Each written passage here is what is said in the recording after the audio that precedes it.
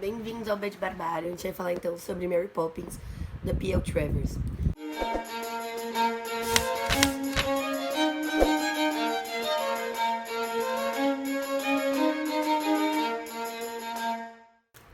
Esse livro da Zahara, então, muito bonito, ó, da edição de bolso. Ele tem tradução e prefácio do Joca Rainer Steron e ilustração da Mary Shepard. As ilustrações são as ilustrações da época, da primeira edição. Não são ilustrações novas. Nesse livro aqui, que é um livro infanto-juvenil, obviamente, e a gente começa com esse prefácio do Theron, ele fala sobre duas coisas que eu acho muito importantes para a obra. Uma delas, inclusive, que foi o que me fez querer ler a obra. Então, primeiro, ele comenta sobre o uso das letras, né? P.L., em vez de Pamela, acho que é Lindon, não me lembro. Mas em vez de usar o nome. Nessa época em que o livro foi escrito, ainda existia, não que não exista hoje, mas era mais forte ainda a ideia de que a mulher não deveria escrever ou não deveria escrever para certos nichos, ou que o que a mulher escreve tem menos relevância. Esse livro foi publicado em 1934. Então, ela acaba usando as iniciais, porque na nossa língua, quando a gente usa o masculino, ele é neutro. Então, o homem fez uma conquista.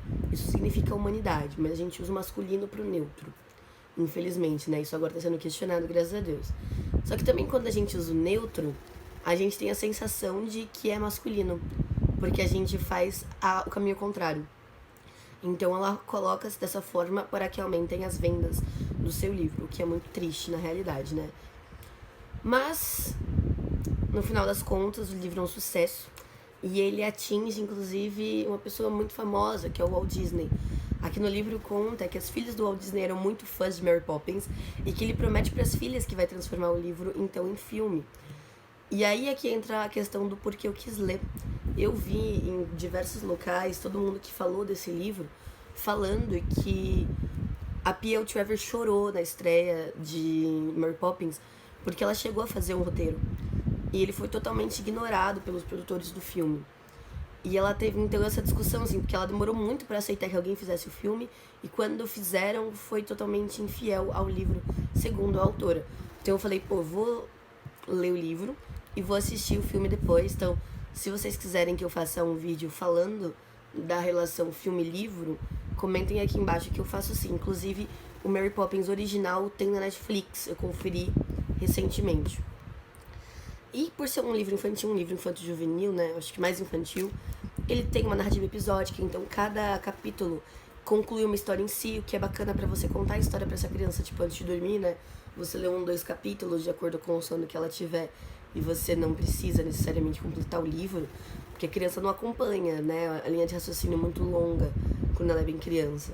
E é um livro bem bacana, porque a Mary Poppins, em momento nenhum fica claro se ela é uma bruxa, o que ela é, né.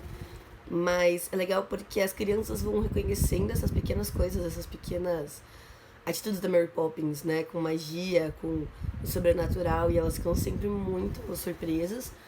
E a Mary Poppins, ela é bem grosseira, assim. Então, em muitos momentos, as crianças falam, nossa, que legal, isso aconteceu, nossa, você tem tal coisa. E ela, e deixa as crianças de lado, sabe? Então, é muito interessante porque as crianças não perdem o interesse nela, ainda que ela seja toda essa grosseria, toda essa distância, esse distanciamento que ela tenha, porque ela ainda exerce um fascínio nas crianças, né? E é interessante porque mesmo eu adulta lendo assim, eu tive essa percepção de que mesmo ela tendo essas chatices dela, que eu não gostaria que fossem comigo, que eu talvez continuasse encantado por ela também, sabe? Como criança e como adulta. Uma outra coisa muito bacana é que, assim, existem 2 grupos de criança aqui, né? Existem os 2 mais velhos e existem os 2 mais novos, que são os gêmeos, que são bebês. E tem um episódio muito legal nesse livro, que é o único capítulo que foca nos bebês, que são os gêmeos, né? Eu acho que é Bárbara e John o nome dos gêmeos. E aí o que acontece é que as crianças falam com a natureza. As crianças falam com os pássaros, falam com o raio de luz. E aí as crianças falam, mas os adultos são tão burros, né? Eles não entendem o que tá todo mundo dizendo. E aí a Mary Poppins diz, mas vocês também não vão saber daqui a um tempo. E as crianças dizem, não, a gente vai lembrar, a gente vai se esforçar, a gente vai lembrar. E aí um dos pássaros chega e diz, não, a única pessoa que continuou se lembrando em como falar com a gente foi a Mary Poppins. porque ela é muito especial. E aí, tipo, não tem uma explicação do porquê, não diz mais nada, mas as crianças ficam muito tristes, elas choram, inclusive, né? E aí depois realmente mostra que as crianças se esqueceram de como falar com a natureza, perderam essa pureza da primeira infância, né? E eu achei muito bacana esse episódio, acho que ele é muito representativo do que é Mary Poppins. Ela é como se fosse uma força da natureza, para além de uma criatura diferente. Ela é humana, mas não sei explicar. Eu achei muito bacana, eu me diverti bastante lendo. É um livro bem gostosinho, tanto é que eu tô pretendendo pegar o segundo volume, né, que é A Volta de Mary Poppins. Quem sabe nele a gente tem uma explicação melhor dessa questão da Mary Poppins bruxa, feiticeira ou humano com poderes, como se desenvolve. Não acredito que vai ter uma boa explicação, porque é um livro infantil juvenil, não precisa dessa explicação. É exatamente o fascínio que você tem pela personagem que as crianças têm pela mulher Mary Poppins. E isso se torna muito bacana. Bom, pessoal, é isso. Espero que vocês tenham gostado dessa resenha. Se gostaram, se inscrevam no canal de Ana Mulher com o meu rosto aqui para ver mais vídeos meus no feed. Deem seus likes e dislikes, comentem aqui embaixo. Um beijo e até a próxima.